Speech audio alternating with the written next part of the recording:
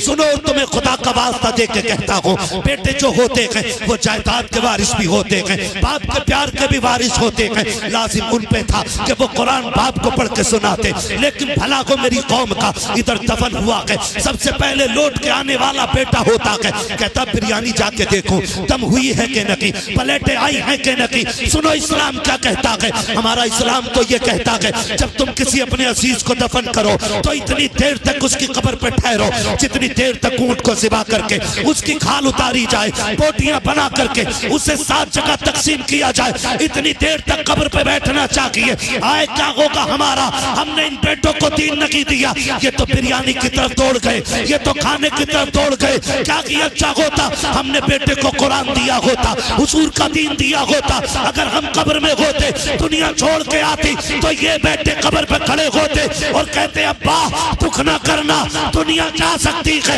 लेकिन तूने मुझे कुरान पढ़ाया है। सुन आज मैं कुरान सुनाने के लिए तैयार हूँ, तो कुरान सुनने के लिए तैयार हो।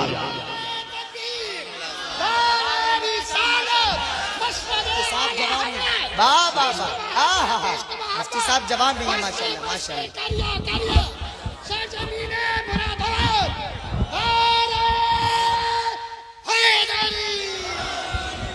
तवज्जो है सारे लोगों की, पढ़ाएं अपने बच्चों को, हाफिज बना लें।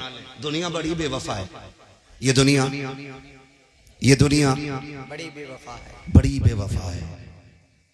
कितनी बेवफा है, आप मरोगे ना, आप मरोगे और आप 8 बेटे छोड़ोगे, 10 बेटे छोड़ोगे और वो करोड़ों के मालिक होंगे, तो तुम्हारे जनाजे पे डालने के लिए नई चादर नहीं लाएंगे। वही चादर मस्जिद से उठ के आती है जो हजारों लाखों लोगों के जनाजे पे पड़ चुकी होती है। गलत कह रहा हूं, जाके देखो मस्जिदों में वही चादर आती है। हम जिन बेटों के लिए हलाल हराम सारा जमा कर रहे हैं, अल्लाह वो एक नई चादर अपने बाप को नहीं दे सकते, नहीं दे सकते एक चादर। कम से कम इतने तो अक्लमंद बन जाओ। लोग बात करते हैं जी बड़ा आदमी था, प्लॉट छोड़ के गया, जमीनें छोड़ के गया, फैक्ट्री छोड़ के गया, तो मैं कहता हूं कामयाब वो नहीं है जो अपने पीछे करोड़ों की जायदाद छोड़ जाए, कामयाब वो होता है जो अपने पीछे कुरान पढ़ने वाले छोड़ जाया करता है। वो सबसे ज्यादा कामयाब होता है जो अपने पीछे कुरान पढ़ने वाले छोड़ जाता है। वरना आप देखना कब्रों पे, आप देखना तुम्हारे जनाजे में आने वाले लोग को नहीं मार के कहते हैं आलू कितना हुआ, धान क्या क्विंटल बीघे का निकल रहा है। हमारे जनाजों पे खड़े होने वालों को यह भी एहसास नहीं होगा कि हम खड़े किस जगह पर हैं। कम से कम ऐसी औलाद छोड़ दो कि जब दुनिया मिट्टी डाल के लौट आए ना तो वो कब्र पे बैठ जाए। और मैं एक बात कहता हूं, जरूरी नहीं है कि मौत बुढ़ापे में आए, जरूरी है ये मौत बुढ़ापे में आए, मौत कभी भी आ सकती है। और अब तो जवान जा रहे हैं, है ना। हार्ट अटैक का उसूल था कि हार्ट अटैक 40 के बाद होगा, लेकिन अब तो 16 साल के बच्चों को हार्ट अटैक हो रहा है ना। मौत कभी भी आ सकती है, मौत कभी भी आ सकती है। तो एक काम किया करो ना, जो हमारे घर के सबसे छोटे बच्चे हो ना, हम अक्सर घरों में जाते तो लोग कहते हैं हजरत मेरे बच्चे की ABCD सुन लो, बेटे जरा पोयम सुना दो। वो हमें पोयम सुनाता है, ABCD सुनाता है, ठीक है अच्छी बात है, तालीम हासिल कर रहा है। मैं कहता हूं अपने बच्चों को कुरान की छोटी छोटी सूरतें याद कराओ और अपने घर वालों से कह दो मेरा इंतकाल हो जाए ना तो मेरे जनाजे में सारे लोग आएंगे, मेहरबानी करना मेरा सबसे छोटा बेटा है ना, इसे मेरे जनाजे के साथ जरूर भेजना और कहना कि इस मेरे बच्चे से कह देना कि मेरी कब्र पर खड़े होकर हाथ उठा दे। तुम नहीं जानते हो मेरे हिस्से में भी गुनाह है, आपके हिस्से में भी गुनाह है, हम गुनाह कर बैठे हैं और शरीयत के हक में हम मुजरिम हो गए हैं। लेकिन छोटा बच्चा जो जाता है ना और वो नन्हे हाथ उठा के कहता बिस्मिल्लाहिर्रहमानिर्रहीम, अल्लाह की कसम पीर की तो टाली जा सकती है, लेकिन कब्र पे खड़े छोटे बच्चे के उठे हाथ कभी खाली नहीं लौटाए जा सकते। अपने बच्चों को कुरान सिखाओ और इनसे कहो हमारे जनाजे में तुम्हें आना है, हमारे दफन में तुम्हें आना है, हमारी मिट्टी पे खड़े होना है तुम्हें। अपने बच्चों को बताया करो कि अगर हम मर जाए ना बेटे तैयार हो जाओ ना स्कूल के लिए, इधर अगर नाश्ते में देरी हो ना तो सुनो, तुम्हारा नाश्ता मक्खन पराठे से होगा, मेरा नाश्ता कुरान की 2 आयतों से हो जाएगा। 2 मिनट के लिए मेरी कब्र पे आना, सूरह इखलास सुना के चले जाना, सूरह कौसर सुना के चले जाना, कुछ ना हो तो मेरे आका पे दुरूद पढ़ के सुना के चले जाना। तुम मक्खन पराठे खाओगे तो तुम्हारी सेहत अच्छी हो जाएगी, तुम मुझे कुरान पढ़ के सुनाओगे, मेरी कब्र अच्छी बना दी जाएगी। ये इतनी बड़ी चीज है कुरान की दौलत। और हमने क्या, अरे बुला लेंगे किसी को, आ जाएगा कोई भी नमाज जनाजा पढ़ाने के लिए। हाँ हाँ, मिल जाते हैं जनाजा पढ़ाने वाले, मुझे बुला लेना, मैं भी कहूंगा हाँ भाई हाजी इरशाद साहब ने और हमारे मौलाना शाह आलम साहब ने, इन्होंने जलसे में बुलाया था, बड़े अच्छे लोग थे, चलो इनके यहाँ किसी का इंतकाल है, जनाजा पढ़ लें। हम आए, हाथ बांधा, अल्लाहु अकबर, नियत करी, चले गए पढ़ा के। ठीक है ना, मुझे सच्ची बता, तेरे मरने का एहसास मेरे सीने में उतना ही होगा कि जितना तेरे बाप या तेरे बेटे के सीने में हो सकता है उतना नहीं ना, क्योंकि जमीन उतनी ही गर्म होती है जितनी पे आग जलती है, उतनी जमीन गर्म होती है। क्या कि अच्छा हो कि जनाजे में तू लेटा हो, मुसल्ले पे तेरा बेटा खड़ा हो। कितनी खुशनसीबी होगी कि जनाजे पे बेटा लेटा हो, मुसल्ले पे बाप खड़ा हो। फिर सिर्फ नमाज जनाजा नहीं होनी है, फिर आंखें भी बरसेंगी, आंसू भी गिरेंगे। और रब इतना करीम है कि भीगी पलकों को कभी खाली नहीं रखा करता है, कभी खाली नहीं रखा करता है। और ये आज 3 हाफिज कुरान बने। लोग कहेंगे लो जी हाफिज जी बनाए इनके बाप ने, हाफिज जी बनाया, क्या कर लेंगे, मेरा तो इंजीनियर बनना है, मेरा तो डॉक्टर बनना है। मैं मुखालिफ नहीं हूँ इस चीज का कि आपका इंजीनियर और डॉक्टर बन रहा। आज तुझे बताऊं ये कितने कामयाब लोग हैं, इनके माँ बाप कितने होशियार हैं, इनका खानदान कितना नसीबों वाला है। जब रूह निकलने का आगाज होता है ना, पैर की तरफ से निकलना शुरू होती है और जब आके कमर में अटक जाएगी, कमर से निकल के जब सीने की हसलियों में जाके रूह अटक जाती है, तब दौड़ते हैं लोग पानी पढ़वाने के लिए। एक पानी पढ़ने वाले को तलाश किया जाता है, सारी गलियां चेक कर दी जाती हैं, कहीं कुरान वाला नहीं मिल रहा है।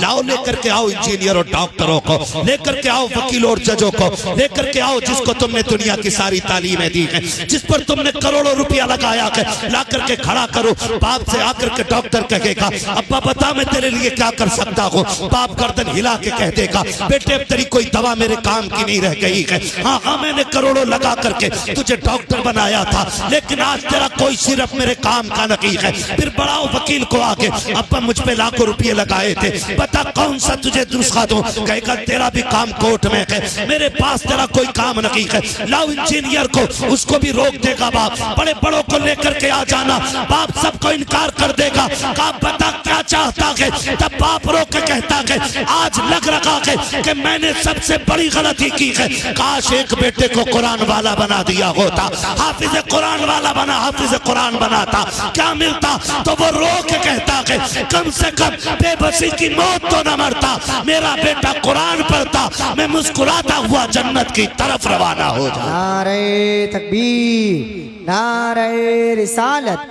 मसलके आला हजरत, फैजाने आला हजरत, फैजाने इल्मे दीने मुस्तफ़ा, फैजाने हुजूर सदरुल फाजिल। बहुत गौर से मेरी बात सुनिएगा। तूफान नूह लाने से आखिर क्या फायदा, एक अश्क ही बहुत है अगर कुछ असर करे। ठीक है ना, कोशिश ये करें कि बात समझ में आए तो अमल करेंगे, खाली मजे लेने के लिए यहाँ कोई ना बैठे। इस्लाह मुआशरा कॉन्फ्रेंस इसका नाम है और दस्तारबंदी भी इस महफिल में है।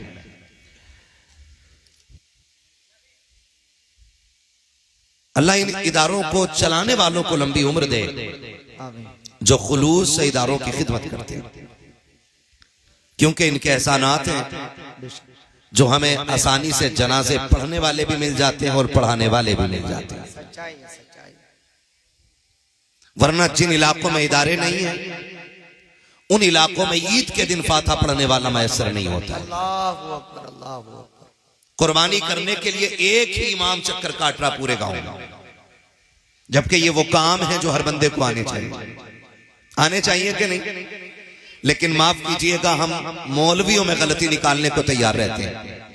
मेरे मुर्शिद इजाजत सरकार रईसुल अत्किया सरकार उवैस मुस्तफा वास्ती फरमाते हैं कि जो कौमें अपने रहनुमाओं की गलतियां तलाश करती हैं वो कौमें कभी कामयाब नहीं हुआ करती। हाँ, ये उस मर्द कलंदर ने कहा है कि जो जमीन पे चलता फिरता कुतुब है, उस शख्स ने यह बात कही है कि जो कौम अपने रहनुमा की गलतियां तलाश करती है वो कौम कभी कामयाब नहीं होती है। लेकिन भला हो हमारी कौम का, हम तो 10 रुपए दे के भी मौलवी को जलील करने पे लगे रहते हैं। एक रसीद कटवा के साल भर इमाम साहब से सलाम करवा रहे आप, 50 रुपए मदरसे में दे के ये चाहता ही मौलवी मेरे लिए उठ के खड़ा हो। मुझे एक बात बताओ, ये जो उलमा बैठे हैं इनमें से किसके 8 हाथ पैर हैं?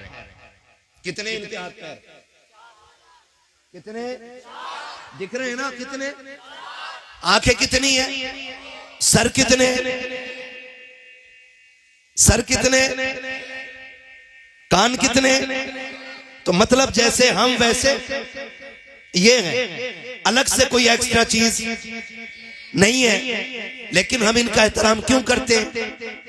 क्योंकि इनके सीने में रब का दिया हुआ दीन मौजूद होता है। बेशक बेशक बेशक। इतनी बात समझ में आ गई ना? इसलिए इज्जत करते हैं कि इनके सीने में रब का दिया हुआ दीन है, हुजूर का लाया हुआ कुरान है, इसलिए इनका एहतराम करते हैं। जरा दिल पे हाथ रख के बताइएगा, अगर इज्जत इसलिए करते हैं कि ये कुरान वाले हैं, इज्जत इसलिए करते हैं कि ईमान वाले हैं, इज्जत इसलिए करते हैं कि ये इस्लाम वाले हैं, तो फिर इन कुरान वालों के लिए कपड़े तभी क्यों बनते हैं जब अब्बा मर जाता है? बहुत गौर से मेरी बात सुनिएगा। आपको आपकी दौलत मुबारक हो, आपको आपका पैसा मुबारक। इस कौम के लिए कपड़े तभी बनते हैं जब बाप का जनाजा उठ जाता है। हम इस कौम को तभी दावत देते हैं जब अम्मा का 40वां आता है। इस कौम का हक नहीं है कि हम इसे शादी पे भी दावत दें? क्या इस कौम का यह हक नहीं है कि बेटे के वलीमे के दिन एक जोड़ी कपड़े इमाम को भी बना दिए जाएं? शीशा, कंगा, तेल और एक जोड़ी कपड़ी पन्नी में रख के लेके आ रहा है और कह रहा है इमाम साहब ये लीजिए, आज अब्बा की बरसी थी, मैंने सोचा किस गरीब को कपड़े बना के दूं, मेरी नजर में तुमसे अच्छा कोई नहीं मिला है। हाथ जोड़ के कहता हूं तुम्हें खुदा का वास्ता है, अगर तुम ये कहते हो तुम्हें कुरान से प्यार है, तुम्हें इस्लाम से प्यार है, तुम्हें मुस्तफा से प्यार है, तो मैयत की दावत इन्हें खिलाओ या ना खिलाओ, वलीमे की दावतें खिलाया करो। इनको माँ की मैयत पे रोटी दो या ना दो, अपने बेटे के निकाह के मौके पे दावत दे दिया करो, इसलिए कि जिस जमीन पर कुरान वाले कदम रख देते हैं उस जमीन पे खुदा का करम उतरने लगता है। नारे तकबीर, नारे रिसालत, मसलके आला हजरत, फैजाने आला हजरत, जश्ने दस्तारबंदी, फैजाने इल्मे दीने मुस्तफा। बुरा तो नहीं लग रहा है आपको? बुरा तो नहीं लग रहा है? जिन्हें लग रहा है तो फिर उनके लिए सीधी बात है, मैं आईना को दिखाऊंगा दाग चेहरे के, जिसे खराब लगे सामने से हट जाए। यहां चापलूसी करने नहीं बैठे, यहां दो टोक बात होनी है। हमने ही कुरान वालों की कदर खराब की है, हम ही ने कुरान वालों की बेइज्जती की है। बुरा मत मानिएगा। पहली बात तो शादी में दावत होती नहीं, और अगर हो भी जाए ना हजरत तो बुलाना भूल जाता है। 4 बजे कह रहा है, 4 बजे 4 बजे कह रहा है हाफिज जी बच्चे ना आए यारो, कि तुमने दावत की थी मगर बुलाने तो नहीं भेजा। अरे हम तो सोच रहे खुद आ जाएंगे। सुनो, ये कुरान वाले इतने खुददार होते हैं, ये फाके मर तो सकते हैं, जिल्लत के दस्तरखान पे कभी टुकड़े तोड़ने नहीं जा सकते हैं। क्या बात है, वक्त कम है मेरे लाल। हाँ, ये याद रखिएगा, ये जिल्लत के टुकड़े तोड़ने कभी नहीं जाएंगे। याद नहीं रहा? मैंने कही थी उससे गुड्डू से बुला ला, और गुड्डू इतना बिजी है कि ये बस पूछो ही मत, पूरा देश चला रहे। अल्लाह अकबर, अल्लाह। जरा दिमाग लगाएं हम लोग, हमने कहाँ इज्जत दी कुरान वालों को। और हजरत बच्चे आ जाएं तो एक आवाज लगती है घर में, हाफिज जी आ गए, इन्हें रोटी कहाँ खिलानी है? सही बात। तो कह रहा है उधर कोने में दही डाल के खिला दे। कहाँ? कोने में दही डाल के खिला दे। क्यों? वो जो टेंट लगा है, वो जो कुर्सियां लगी है, वो किसके लिए? का नाना उस पे वीआईपी लोग खाएंगे। ये हाफिज जी लोग कोने में डाल दिए जाएं। मैं आपसे पूछना चाहता हूं, आज लगता है ना कि आपको ये सबसे सस्ते कपड़े पहनने वाले हैं, ये सबसे घटिया कपड़े पहनने वाले हैं। अल्लाह की इज्जत की कसम खा के कहता हूं, लाओ उठा करके लाओ एक एक पैसे वाले को, खड़ा करो मस्जिद के इमाम के सामने, जिसे तुम 5,000 6,000 8,000 देते हो, उसके कपड़े लाखों कमाने वाले के सामने में लाओ। खुदा की कसम खा के कहता हूं, मक्की बैठी होंगी अमीरों के कपड़े पे, मुस्तफा के दर के जो वारिस होते हैं उनके कपड़ों की खुशबू भी अलग होती है, उनके कपड़ों की चमक भी अलग हुआ करती है। नारे तकबीर, नारे रिसालत, मजहबे इस्लाम, पैगंबरे इस्लाम, तालीमाते इस्लाम। माशाअल्लाह माशाअल्लाह। पढ़ाएंगे इंशाअल्लाह बच्चों को, इंशाअल्लाह इज्जत करेंगे उलमा की। सामने से बैठ के कह रहे हैं हाफिज जी बन जाएगा तो क्या करेगा, मस्जिद में इमामत करेगा। अल्लाहु अकबर, अल्लाहु अकबर। कितना कमा लेगा, कितना कमा लेगा, मौलवी से ज्यादा कौन कमाने वाला है। मगर बनो तो जी जी, हम ना खाली तनकीद करना जानते हैं, तनकीद ना किया करो, दुआएं मांगा करो, अल्लाह नस्ल में एक कुरान वाला बना दे। आमीन। मरना है ना, कितने लोगों को मरना है, हाथ उठा के बता दे। जिनके हाथ नहीं उठे हैं ना, अल्लाह उनकी आज की रात मलकुल मौत से मुलाकात करा दे। अल्लाहु अकबर। मुलाकात मांगी है, मौत नहीं मांगी है जी। डर क्यों रहे हो, यकीन है ना, मरना है ना। और ऐसा नहीं है आज हाथ उठेंगे तो आज ही मर जाएंगे। मोमिन मरने से डरता नहीं, डरता, जोर से डरता, इसलिए कि हम जीने के लिए आए ही नहीं है, हम तो आए ही मरने के लिए। वाह वाह वाह, है ना, हम तो आए ही मरने के लिए के। जब तक हुजूर नहीं आए थे लोग जीने को तरजीह देते थे, जब से हुजूर आए हैं लोगों ने मरने को तरजीह देना शुरू कर दी है। क्यों क्यों? सिर्फ वजह इतनी है कि जब पता ये चल गया है कि कब्र में हुजूर की जियारत होनी है, सुभान अल्लाह, सुभान अल्लाह। तो फिर बंदा मरने से डरता। तैयारी करनी चाहिए, मौत का खौफ रखना चाहिए, मरने से नहीं डरना चाहिए जी, है ना। तैयारी करनी है ना, इंशाल्लाह करेंगे ना, इंशाल्लाह तैयारी। आओ, कितने लोगों की तैयारी पक्की हो गई है, कितनों की तैयारी पक्की हो गई है, सारे तैयार बैठे ना। अल्लाह करे थोड़ी देर बाद समझ लो मेरा ये जुमला, मैं मजीद तनकीद नहीं करूंगा। खुदा रहा दुआएं मांगा करो अल्लाह से, अल्लाह एक कुरान का कारी बना दे, एक कुरान का कारी बना दे। शादी वाले दिन ना फट जाते हैं लोग, फट। हाँ, और मौलाना बारात में पहुंच जाना तो कोट वाला यूं झटका मार के बाल को देखते, ये भी आए क्या? हाँ, झटका मार के बालों को ऐसे देख। हाफिज जी भी बारात में, क्यों? यहाँ चोरी वाली पार्टी आई नहीं ना। और ये घुग्गू कब बनता है? ये कितनी जितना बड़ा ऐसे फिर रहा होगा ना, और सारे बटन खोल के जब निकाह का टाइम आवे ना, निकाह के टाइम कोने पकड़ता, अबे आओ कोने तो। और जब निकाह पढ़ाने की बारी आती है, अल्लाह माफ करे, कभी कभी मैं तो निकाह पढ़ाना ही नहीं चाहता हूं। हाँ, हर जगह पार कर जाएगा, लेकिन जब युही और युमीद पे आता है तो इतने झटके खा रहा है जैसे जब स्टार्ट हो रहा। हाँ, ये कंडीशन है हमारी। काबिलियत देखें, हमारे पास कितनी किताबें हैं आसमानी। अरे हमारे पास एक है, वो किताब कौन सी है? जोर से बोले, और जोर से क्या है? कुरान है वो। अगर वो नहीं पढ़ा तो फिर क्या पढ़ा? अगर वो ही नहीं पढ़ा तो क्या पढ़ा? फजर में उठ के मैगजीन खोलते, अखबार, आंख नहीं खुली, ऐसे मसल खा रहे हो, गेट पे उठा के ले जा रहे हो। 15 मिनट पढ़ के अब चाय की दुकान पे आके कहता, सुनो सरकार अब क्या उसकी बन रही है? कि तुझे किसने बताया? कि हाँ हाँ देख लियो, क्योंकि जितना झूठ अखबार में बोला जाता है उससे कहीं ज्यादा फिर ये बोल रहे। मुझे तो हैरत होती, जिनसे घर नहीं चलते वो देश चलाते। हाँ, हलुए बैठे चाय की दुकान पे, बोले उसकी बन गई,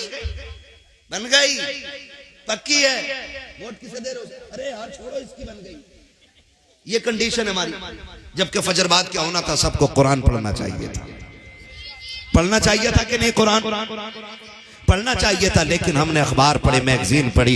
इसमें कसूर हमारा नहीं है, कसूर हमारे आबा व अजदाद का है, जिन्होंने होश संभालने के बाद हमारे लिए जिंदगी के लिए हिंदी इंग्लिश को तो लाजिम समझा, लेकिन कुरान को लाजिम न कर सके। हमारी हिंदी इंग्लिश के लिए 12-14 घंटे बचा के रखे गए, कुरान के लिए आधा घंटा ना निकाल सके। बताओ तो सकी, जिस कौम को पढ़ाने के लिए, कुत्ता बिल्ली पढ़ाने के लिए 10,000 रुपए महीने के खर्च किए जाए और कुरान के नाम पे 100 रुपए खर्च करने को तैयार ना हो, उस कौम में कुरान पढ़ने वाले कहां से आएंगे? उस कौम में सलाहुद्दीन अय्यूबी कहां से आएगा? उस कौम में मोहम्मद बिन कासिम कहां से आएगा?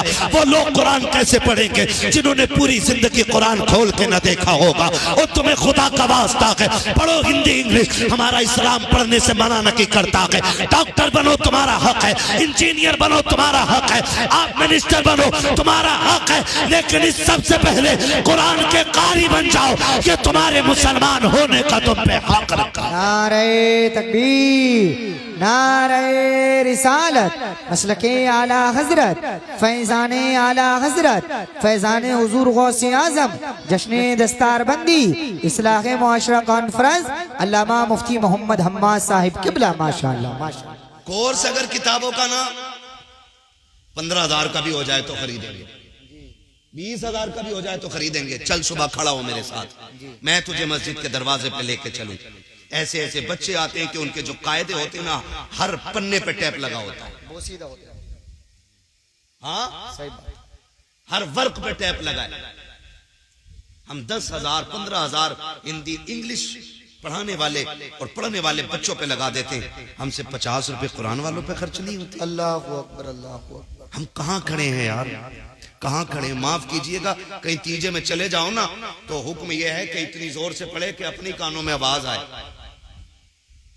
आहिस्ता पढ़ना चाहिए, लेकिन पता ही नहीं चल गया क्या पढ़ रहा। तो ऐसे पन्ने लौट रहा, धड़ा धड़ा धड़ा धड़ा पन्ने लौट रहा। वजह क्या? सवाब नहीं।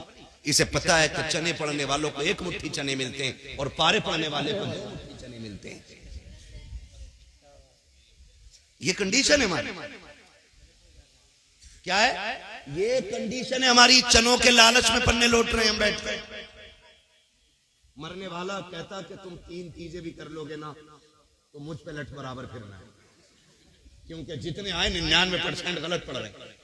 और ये जिम्मेदार लोग बैठे, मैं पूरी जिम्मेदारी के साथ कह रहा हूं, गलत कुरान पढ़ने वाले पे कुरान खुद लानत भेजा करता है।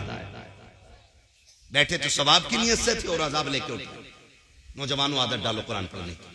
आपकी बस्ती में, आपके मोहल्ले में जो आलिम हो, हाफिज हो, कारी हो, आप उनसे कहो कि मेहरबानी करके थोड़ा सा वक्त हमें दो। हम उस कुरान को पढ़ना चाहते हैं जो कुरान महबूब के सीने पे नाजिल किया गया है, और वैसे पढ़ना चाहते हैं जैसे पढ़ के जिब्रील ने हुजूर को सुनाया है। सुभान है ना? करेंगे कोशिश, ये करके देखो। और कुरान अपना वजीफा बनाओ। कुरान सिर्फ मैयतें बख्शवाने नहीं आया था, बेशक। कुरान सिर्फ भूत उतारने नहीं आया, कुरान हमें ज़ाब्ता-ए हयात देने के लिए आया, बेशक बेशक। जीने का सलीका देने के लिए आया। और आज वही नहीं। अब्बा मेरा और मैं जाता हूं मदरसे मांग के 3 बच्चे दे दो कब्र पे बैठा लो। क्यों? ये कुरान पढ़वाना 3 दिन लगातार, बुरा मत मानिए। 3 दिन कब्र पे बैठा के कुरान पढ़वा रहे हो। हक किसका था पढ़ने का? बेटे का था। किसका था? क्यों था बेटे का? क्योंकि वारिस ये नाइबी है और उसकी जायदाद का हकदार ये। तो कुरान किसको पढ़ना चाहिए था? बोलो, किसको पढ़ना चाहिए था? आगे मैंने बंदे बैठा लिए तो पीछे वाले ये न सोचे छूट जाओगे आप। किसको पढ़ना चाहिए था? और पढ़वाने के लिए जा रहे मस्जिद में के बच्चे दे दो कुरान पढ़ने के लिए।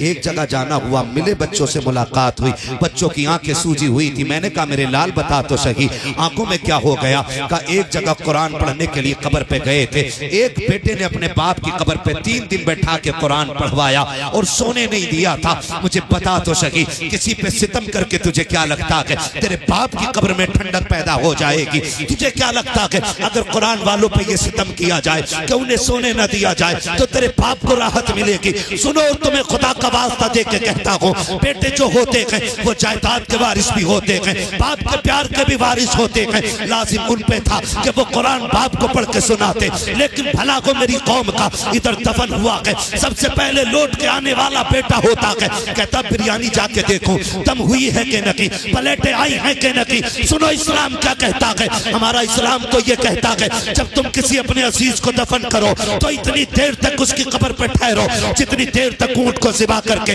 उसकी खाल उतारी जाए, बोटियां बना करके उसे 7 जगह तकसीम किया जाए, इतनी देर तक कब्र पे बैठना चाहिए। आए क्या होगा हमारा, हमने इन बेटों को दीन नहीं दिया, ये तो बिरयानी की तरफ दौड़ गए, ये तो खाने की तरफ दौड़ गए। क्या किया अच्छा होता, हमने बेटे को कुरान दिया होता, हुजूर का दीन दिया होता। अगर हम कब्र में होते, दुनिया छोड़ के आती, तो ये बेटे कब्र पे खड़े होते और कहते अब्बा दुख ना करना, दुनिया जा सकती है लेकिन तूने मुझे कुरान पढ़ाया है। सुन, आज मैं कुरान सुनाने के लिए तैयार हूँ, तो कुरान सुनने के लिए तैयार हो।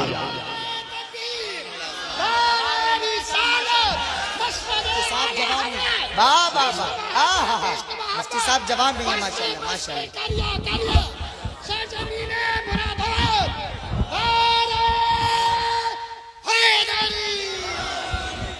तवज्जो है सारे लोगों की, पढ़ाएं अपने बच्चों को, हाफिज बना लें। दुनिया बड़ी बेवफा है, ये दुनिया बड़ी बेवफा है, बड़ी बेवफा है। कितनी बेवफा है, आप मरोगे ना, आप मरोगे और आप 8 बेटे छोड़ोगे, 10 बेटे छोड़ोगे और वो करोड़ों के मालिक होंगे, तो तुम्हारे जनाजे पे डालने के लिए नई चादर नहीं लाएंगे। वही चादर मस्जिद से उठ के आती है जो हजारों लाखों लोगों के जनाजे पे पड़ चुकी होती है। गलत कह रहा हूं, जाके देखो मस्जिदों में वही चादर आती है। हम जिन बेटों के लिए हलाल हराम सारा जमा कर रहे हैं, अल्लाह, वो एक नई चादर अपने बाप को नहीं दे सकते, नहीं दे सकते एक चादर।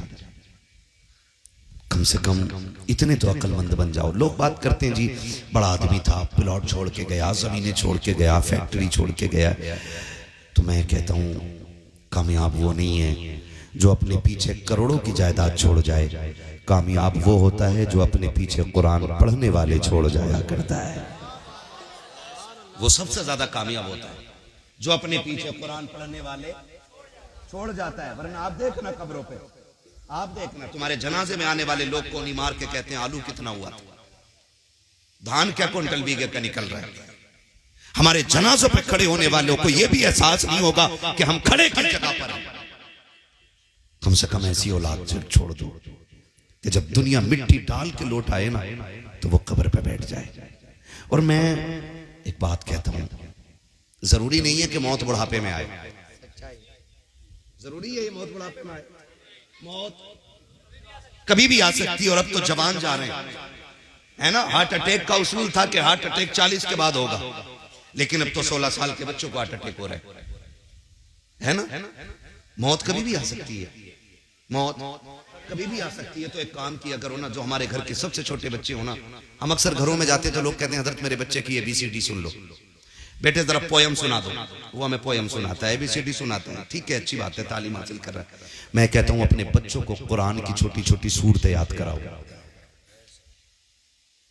और अपने घर वालों से कह दो मेरा इंतकाल हो जाए ना तो मेरे जनाजे में सारे लोग आएंगे, मेहरबानी करना मेरा सबसे छोटा बेटा है ना, इसे मेरे जनाजे के साथ जरूर भेजना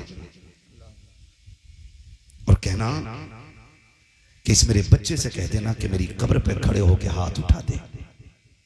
तुम नहीं जानते हो मेरे हिस्से में भी गुनाह है, आपके हिस्से में भी गुनाह है, हम गुनाह कर बैठे हैं और शरीयत के हक में हम मुजरिम हो गए हैं।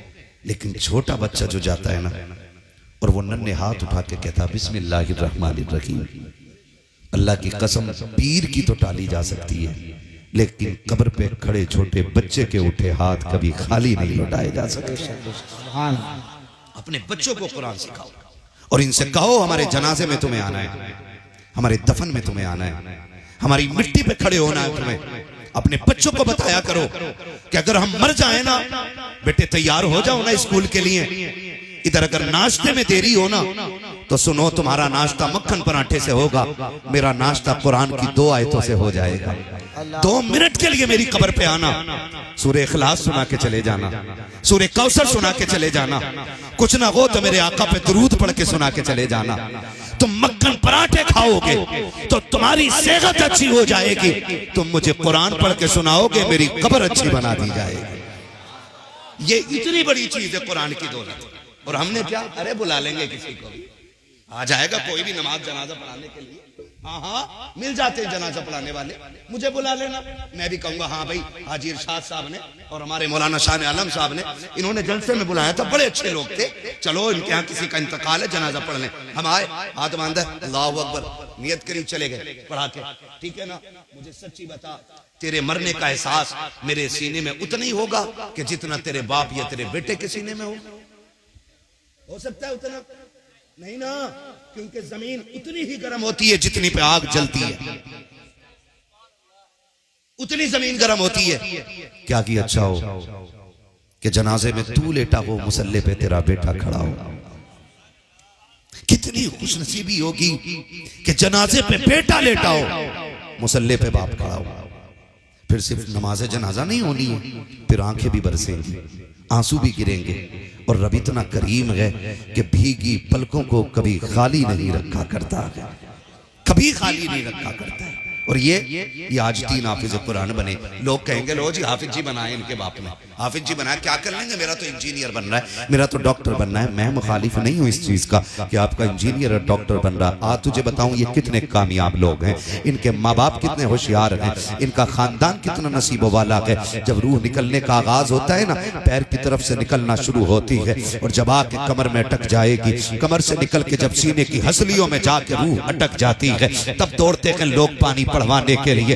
एक पानी पढ़ने वाले को तलाश किया जाता है, सारी गलियां चेक कर दी जाती हैं, कहीं कुरान वाला नहीं मिल रहा है। लाओ लेकर के आओ इंजीनियर और डॉक्टरों को, लेकर के आओ वकील और जजों को, लेकर के आओ जिसको तुमने दुनिया की सारी तालीमें दी है, जिस पर तुमने करोड़ों रुपया लगाया है, ला करके खड़ा करो। बाप से आकर के डॉक्टर कहेगा अब्बा बता मैं तेरे लिए क्या कर सकता हूँ, बाप गर्दन हिला के कह देगा बेटे अब तेरी कोई दवा मेरे काम की नहीं रह गई है। हाँ हाँ मैंने करोड़ों लगा करके तुझे डॉक्टर बनाया था, लेकिन आज तेरा कोई सिर्फ मेरे काम का नहीं है। फिर बढ़ाओ वकील को आके, अब्बा मुझ पे लाखों रुपये लगाए थे, बता कौन सा तुझे नुस्खा दूं। कहेगा तेरा भी काम कोर्ट में है, मेरे पास तेरा कोई काम नहीं है। लाओ इंजीनियर को, उसको भी रोक देगा बाप। बड़े बड़ों को लेकर के आ जाना, बाप सबको इनकार कर देगा। कहा बता क्या चाहता है, तब बाप रोक के कहता है आज लग रहा है कि मैंने सबसे बड़ी गलती की है, काश एक बेटे को कुरान वाला बना दिया होता, हाफिज कुरान वाला बना, हाफिज कुरान बनाता, क्या मिलता। तो वो रो के कहता है कम से कम बेबसी की मौत तो न मरता, मेरा बेटा कुरान पढ़ता, मैं मुस्कुराता हुआ जन्नत की तरफ रवाना हो जाता। नारे तकबीर, नारे रिसालत, मसलके आला हजरत, फैजाने आला हजरत, फैजाने इल्मे दीन मुस्तफ़ा, फैजाने हुजूर सदरुल फाजिल। तो वजह है सारे लोगों की, थके तो नहीं है ना। दीन बड़ी मुश्किल से फैला है हम तक, दीन बड़ी मुश्किल से आया है हम तक। आज तो माफ कीजिएगा हम मुसलमान हैं, लेकिन वलीमे में ना बियर चल रही है। हम मुसलमान हैं, बर्थडे पे शराब चल रही है। हम मुसलमान हैं, हम अगर कागज कहीं पे अपने पास करा लेते हैं ना, तो यारों के साथ पार्टी में शराब चल रही है। जो बच गए थे नौजवान वो शराब में डूब गए, बाकी जो बचे थे जुए में बर्बाद हो गए। हम कौन है, कौन है? फख्र से कहो हम मुसलमान है ना। आपके जरिए भी उन लोगों तक बात पहुंचाना चाहता हूं जो शराब में डूबे, जो जुए में जाके बर्बाद हो गए। कभी इन चीजों की तरफ न जाना। कह रहा मौलवी साहब तुम्हें क्या पता है, ये तो एनर्जी ड्रिंक है, शराब थोड़ी है, इसे तो बियर कहते हैं। सुन बेटे, जिसे तू पढ़ा रहा है ना, ये वो है जिसने तेरे कान में अजान पड़ी है और तेरी कब्र पे भी अजान पड़ेगा। ये लुल्ल नहीं है, गवार नहीं है, ये सब जानता है, इसे पता है शराब क्या होती है और बियर क्या होती है और एनर्जी ड्रिंक क्या होती है, ये सब जानता है। हम डूब गए शराब में जाकर के, हमारी कौमों का बेड़ा गर्क हो गया, हम बर्बाद कर दिए गए, कुछ नहीं बचा है। अब जो बचे थे ना उन्हें मोबाइलों की लत लग गई है, मोबाइलों की लत। माफ कीजिएगा, अब तो रील बनाने के चक्कर में ना दीन से भी लोग खेल देते, दीन के साथ खिलवाड़ कर देते। कब तक? सिर्फ रील रह जाएगी और कुछ नहीं रहना है। और जो रील कब्र में धोई जाएगी ना, वहां कोई बचाने वाला नसीब नहीं होना है। ये याद रखना मेरी बात। तवज्जो है सारे लोगों को? हम किधर जा रहे? रील बनाने के लिए, रील बनाने। मर्द तो मर्द बेटियां उतर आई रील बनाने, बेटियां उतर आई रील बनाने के लिए। और अब्बा बड़े फख्र से कह रहा ना मेरी बेटी के 2.5 लाख फॉलोवर 1 मिलियन हो गए।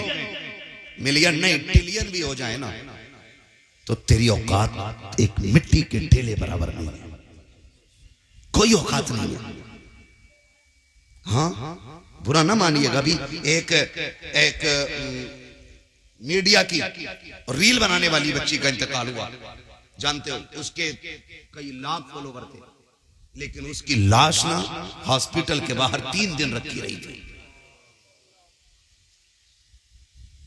मुंह देखना तो बड़ी बात, अपने लोग उसे लेने के लिए नहीं आए थे। लानत हो ऐसी इज्जत पे जो हमारी दुनिया और आखिरत दोनों तबाह कर दे।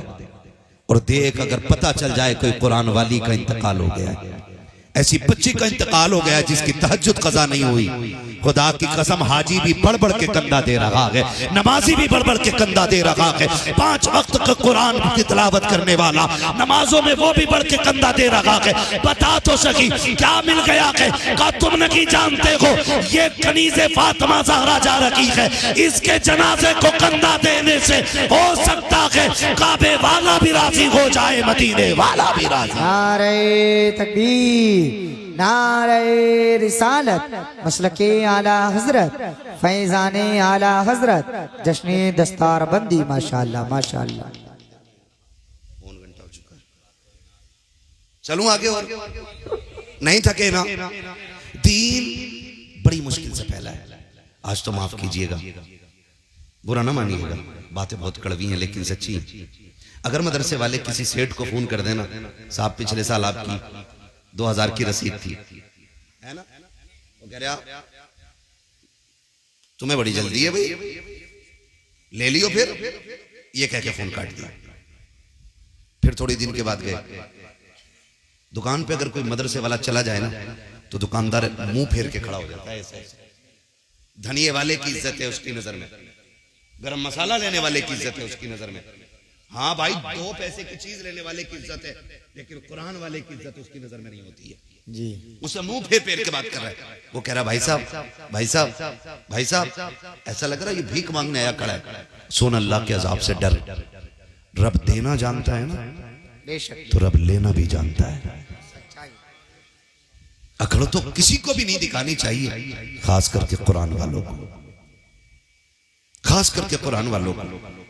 ये इतने लोग बैठे, वो आए कि नहीं भाई जिनका मदरसा है?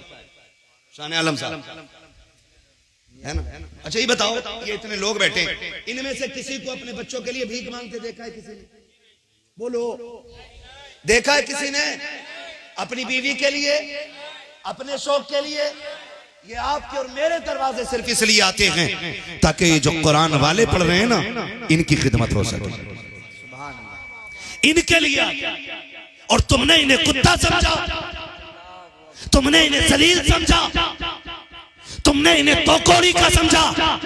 सुन, जब तू किसी कुरान वाले को जलील करता है तो मशीयत का नकीब आवाज देता है, औकात में आ जा, ये घमंड का सरिया निकाल दे, कुल कायनात का मालिक मैं हूँ, मेरे कुरान वालों को जलील ना कर, वरना याद रख एक दिन ऐसा गिराऊंगा कोई बचाने वाला नसीब नहीं होगा। फिर वो दिन भी आता है, हमने बड़े बड़े घमंडियों को कब्रिस्तान में पड़े देखा है, हमने बड़े बड़े घमंडियों को हॉस्पिटल में पड़े देखा है, हमने इस हाल में देखा है कि हॉस्पिटल में पड़े हैं, ऑक्सीजन मुंह पे लगा के, यार रिश्तेदार आ रखे हैं, कोई जूस लेकर के आ रखा है, कोई फल लेकर के आ रखा है, लेकिन डॉक्टर ने कह दिया है कि एक बूंद हलक में नहीं डाला जाएगा, एक लुकमा नहीं खिलाया जाएगा। कहा किस लिए? कहा अगर खिला दिया तो दर्द से तड़प जाएगा। तुम्हें क्या लगता है यह एहतियात से रुका है? नहीं, आज अल्लाह ने ताले लगा दिए हैं, और खुदा की कसम ये ताले लगा के खुदा बता रहा है, काश तुमने कुरान वालों की की इज्जत की थी, कहीं होती तो आज जिल्लत की मौत न मरते। अगर कुरान वालों की कदर करते,